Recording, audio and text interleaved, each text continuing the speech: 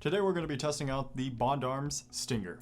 Just want to give a big shout out to our good friends over at Bond Arms for sending this guy out. We really do appreciate it. This thing has honestly been a lot of fun, and the fireballs that we've seen is just, you'll see soon. This particular Stinger that we have right here is chambered in 9mm. Also comes in 38 special and 380 ACP. With a 3-inch barrel, times 2, this thing is honestly a lot of fun. So the biggest question is, how do you open up the chamber, or in this case, the barrels? There's this little lever right here that you're gonna press downward. This releases the barrels and opens up as such. Do pay attention where the barrels are pointing because they are going straight backwards, so just keep an eye out on that. And then once you are loaded up, lock it back into place, take the safety off, and you're ready to rock and roll. There's this little slit right here that you can actually see if there are rounds in there or not. As you can see, there is nothing right now. Also, here is your safety, push for fire.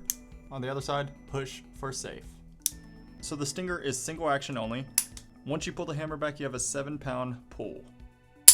The two things that stood out to Skylar and I are the premium feel and the grip. For the money, this thing feels really high end. That's really thanks to the aluminum frame that you have on here. Overall, it just feels like it's a tank. You got some nice features like a dedicated trigger guard, and going into the second thing that we really liked about it is the grip.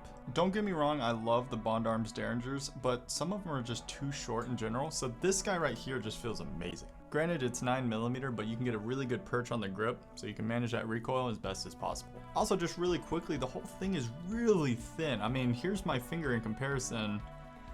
It's really nice, especially if you're gonna everyday carry this or have this as a backup. You want it as small and thin as possible. Overall, this thing is really cool, and it's a new take on an old design, but let's quit talking about it and just, let's go shoot it.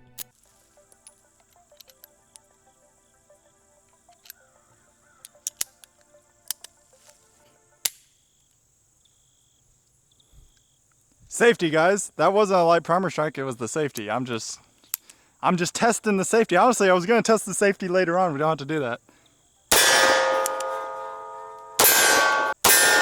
Hey, we'll go for Daryl. Now I'm gonna load up. It's very difficult here. Too much work for my fingers, so hopefully I do get a light primer strike so I don't have to say I missed, but I'm gonna miss. I'm guaranteeing you that. Any idea where that hit? No. Okay. I'm gonna take a look this time. Kono. Oh! Like pushing right in the in. balls, guys. One hand. Okay, that actually might have been a light primer strike. Try it again.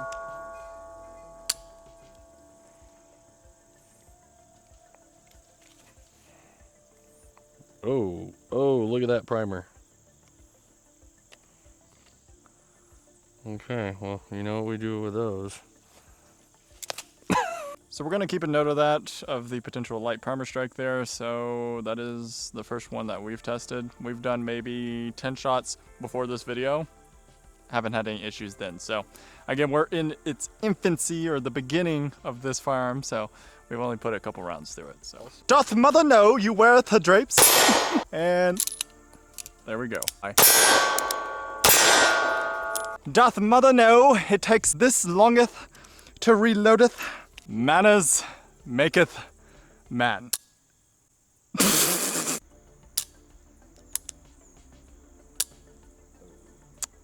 Yeah, it looks like we're having an issue with one of the primers, which is a bit of a bummer, but we will get with Bond Arms and see what's going on with that. But in the meantime, let's have some fun. I mean, when it shoots, it shoots. I mean, it feels great, and it's a lot of fun to shoot it, but good gosh. That is a bit concerning. You know, this brings up a interesting topic my esteemed colleague brought to my attention. Never trust a firearm until you've shot it multiple times. I don't care if it's used. I don't care if it's brand new. I don't care if the guy shot before shot 5,000 rounds. Never had an issue. I don't really care. Till you test it out and make sure that it runs, I wouldn't trust it. But that's just me. Doth mother know? Doth mother know? Man, I couldn't hit the broadside of a barn if my life depended on it. Boy, get off my property now. Oh, you still walking? All right. Oh, you still walking? Wait, that's all that Oh, you're still walking? Well, you're free to go. Just walking around, just having a nice day. Oh my goodness, they're gonna rob me. Now after those 2 shots, if they're still coming towards you, maybe run, maybe get out of the situation. I don't know. Well, you're kind of legally tied to those 2 fools because you just shot them, so don't take legal advice from me. I'm just a dummy dumb on the internet. Pay up, fool! Alright. Give me 1 more shot, fool. Pay up. Alright. It's yours. It's yours. You have a good one. You wait to see the whites of their eyes of the redcoats. And that's how close you gotta shoot with this thing.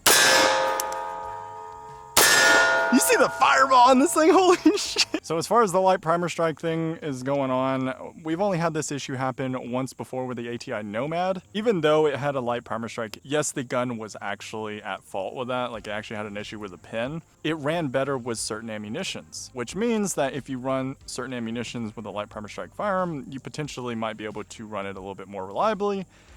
However, that shouldn't be a thing. You know what I mean? So you have to keep that in mind. And by the way, if you don't know what the ATI Nomad is, it is a single shot hammer fire shotgun.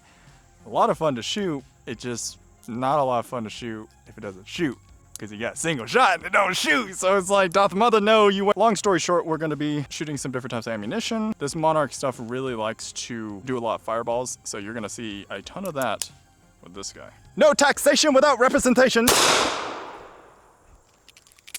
Give me a second. Oh shoot, punch it out. Oh man, I think he owes me money.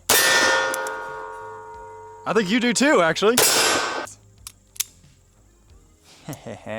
Sucker. There we go. Because technically, the muzzle is always changing. So if I had an extra ½ inch of finger, you know, I'd be in trouble. All right, here we go. One-handed again, because that's really the only way to shoot this thing. I misseth the target, so let's try it again. So what you gotta do is you gotta aim at the bottom of the target and then hope that the kick just hits somewhere on the target. All right, fast shots. Never mind, you gotta cock it back first. I'm an idiot. Missed him. Hope y'all are okay. Hopefully it scared you.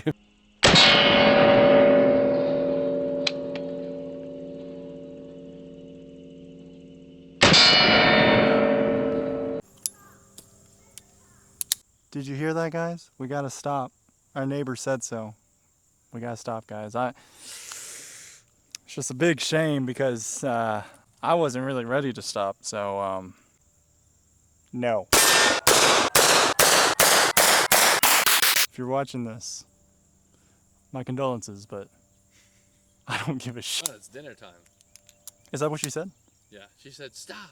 It's dinner time. Hopefully she's cooking us a home-cooked meal, but we'll see. So that is our initial impression over the Bond Arms Stinger. Again, we're gonna keep you guys updated. We're gonna contact Bond Arms to see what's going on here. Maybe there's just something small that needs to be changed, but we'll just have them take a look either way. We're all experiencing this adventure together, so everything that we shot today, we recorded, document what we're seeing pretty much with everyone else. 95% of the rounds fired. I mean, heck, it's actually probably more 97% that fired, but the 2, 3, 5% that didn't fire, they really didn't fire. So I probably don't recommend this, but to drop the pin again and see if it will fire that second time, it didn't even do anything. So I don't know really what to say about that, other than the fact that we'll keep you guys updated and see what Bond Arms says. We hope you guys enjoyed the video, and we'll see you in the next one.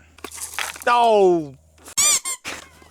No! No!